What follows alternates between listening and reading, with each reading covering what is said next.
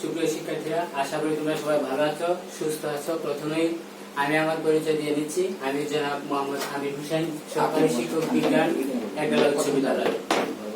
তো আমি তোমাদেরকে গত ক্লাসে রসায়নের জারণ বিজারণ অংশ নিয়ে আলোচনা করেছিলাম। আজ তোমাদেরকে আমি নবম দশম শ্রেণীর রাসায়নিক বিক্রিয়া থেকে কিছু অংশ নিয়ে আলোচনা করব। তোমরা মনোযোগ সহকারে ক্লাসটি উপভোগ করবে। রাসায়নিক বিক্রিয়া,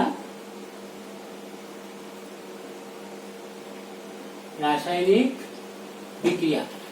তো রাসায়নিক বিক্রিয়া অনেক রকমের হয়ে থাকে, আমরা জানি। আজকে তোমাদেরকে আমি দুটি রাসায়নিক বিক্রিয়া নিয়ে বিস্তারিত আলোচনা করব। প্রথমত হচ্ছে সংযোজন বিক্রিয়া। সংযোজন বিক্রিয়া, দুই সংশ্লেষণ বিক্রিয়া। সংশ্লেষণ বিক্রিয়া। তো সুপ্রিয় শিক্ষার্থীরা, সংযোজন আর সংশ্লেষণ এই দুটি বিক্রিয়া নিয়ে আমরা আজকে তোমাদেরকে বিস্তারিত আলোচনা করব। আমরা প্রথমে দুটি বিক্রিয়া লিখে নেই, তোমরা সবাই খেয়াল করো। দুটো জোরে বল। FeCl2 FeCl3। আমরা এই বিক্রিয়াটুকু লিখেছি, বিক্রিয়াটাকে সমতা করি, আমরা সমতা করে নেই। তো এই বিক্রিয়ায় এটা হচ্ছে ফেরাস ক্লোরাইড। ফেরাস ক্লোরাইড আর ক্লোরিন উৎপাদকে পরিণত হচ্ছে ফেরিক ক্লোরাইডে।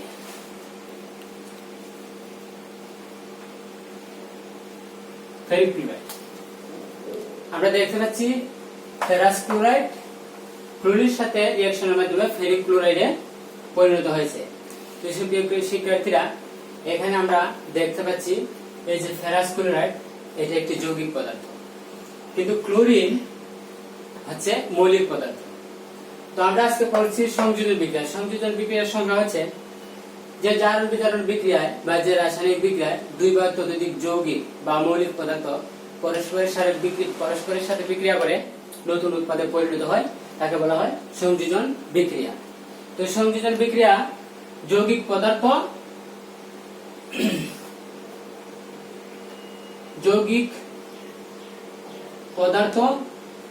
আর মৌলিক পদার্থ দুটি মিলেই হতে পারে। আমরা আরেকটি বিক্রিয়া লিখে নিচ্ছি। বিক্রিয়াটি হচ্ছে আমরা যে সবাই পরিচিত নাইট্রোজেন এবং হাইড্রোজেন NH3 উৎপন্ন হয়। নাইট্রোজেন এবং হাইড্রোজেন মিলে NH3 উৎপন্ন হয়। আমরা যদি এটাকে সমতা করি তাহলে এখানে 2 দিতে পারি আর এখানে 3, অর্থাৎ বিক্রিয়ার বাম দিকে 6টি হাইড্রোজেন এবং ডান দিকে 6টি হাইড্রোজেন আছে। বিক্রিয়ার একটি সমতাকৃত বিক্রিয়া। তো শিক্ষার্থীরা, তোমরা লক্ষ্য করবে এই বিক্রিয়ায় নাইট্রোজেন একটি মৌলিক পদার্থ এবং হাইড্রোজেন একটি মৌলিক পদার্থ।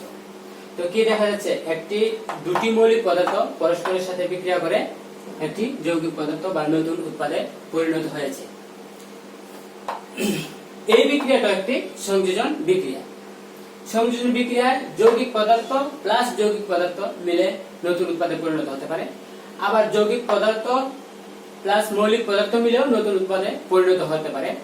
আবার শুধু মৌলিক পদার্থ মিলেও দুটি উৎপাদে পরিণত হতে পারে। এবার আমরা যাব সংশ্লেষণ বিক্রিয়ায়। তোমরা একটু মনোযোগ সহকারে খেয়াল করবে। সংশ্লেষণ বিক্রিয়ার সংজ্ঞা হচ্ছে যে রাসায়নিক বিক্রিয়ায় শুধু দুটি মৌলিক পদার্থ অংশগ্রহণ করবে। শুধু দুটি মৌলিক পদার্থ অংশগ্রহণ করে নতুন উৎপাদে পরিণত হবে। এই বিক্রিয়াটাকে বলা হচ্ছে সংশ্লেষণ বিক্রিয়া। আবার তোমরা খেয়াল করো, সংশ্লেষণ বিক্রিয়ায় শুধু দুটি মৌলিক পদার্থ কিংবা দুই বা ততোধিক মৌলিক পদার্থ একত্রে যুক্ত হয়ে নতুন উৎপাদে পরিণত হবে। এক্ষেত্রে সংশ্লেষণ বিক্রিয়ায় যৌগিক পদার্থ বিক্রিয়ক হিসাবে গ্রহণ করার মতো কোনো ক্ষমতা নেই।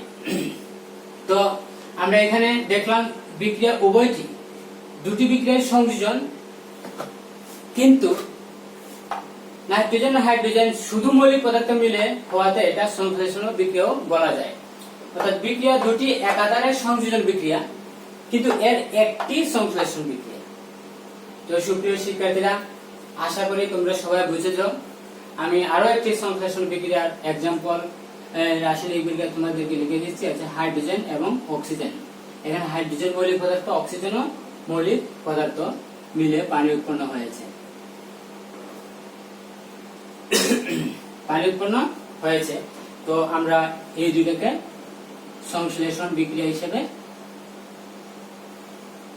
সংশ্লেষণ বিক্রিয়া বলতে পারি। আমরা এই দুইটা বিক্রিয়াকে সংশ্লেষণ বিক্রিয়া বলতে পারি, বাট সকল বিক্রিয়াগুলোকে আমরা সংযোজন বিক্রিয়া বলতে পারি।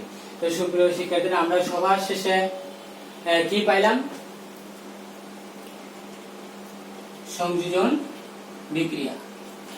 তো শিক্ষার্থীরা, তোমরা দেখতে পাচ্ছ এই বিক্রিয়াগুলো সবগুলোই সংযোজন বিক্রিয়া, বাট শুধু এই দুটি সংশ্লেষণ বিক্রিয়া। আমরা সবার শেষে যে জিনিসটা এখানে আসতে পারি সেটা হচ্ছে সকল সংশ্লেষণ বিক্রিয়া সংযোজন বিক্রিয়া হতে পারে, কিন্তু সকল সংযোজন বিক্রিয়া সংশ্লেষণ বিক্রিয়া নয়। সবাইকে ধন্যবাদ। আগামী ক্লাসে তোমাদের সাথে দেখা হবে।